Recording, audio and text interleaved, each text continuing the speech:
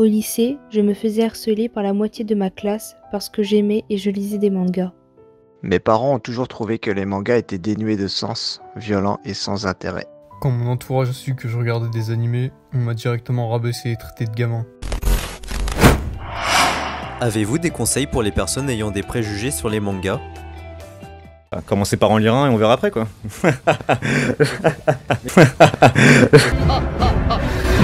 Il y a plein de mangas qui enseignent beaucoup plus de choses que de simples dessins animés qu'on verrait à la télé. Dr Stone par exemple, on enseigne limite la science à des gamins, alors qu'au final, tu le mets devant Dr Gadget ou un truc genre C'est pas sorcier, c'est un peu le même esprit et c'est plus divertissant que de regarder un documentaire ou quoi que ce soit. Donc ça peut avoir vraiment une utilité éducative et tout. C'est pas forcément un manga débile où il y a de la baston, où il y a du sang, il y a du combat, ou même du sexe par exemple, il y a pour toute catégorie. Donc faut pas voir ça comme quelque chose de mal ou quoi, faut juste s'intéresser un petit peu quoi, c'est un art comme un autre. Il y a de tous les âges, il faut bien choisir évidemment le bon manga, le bon animé à faire regarder ou à faire lire à son enfant. Ils peuvent très bien commencer avec des classiques comme Dragon Ball, Naruto, One Piece. Et évidemment on va peut-être éviter de conseiller Hokuto no Ken à un enfant de 8 ans.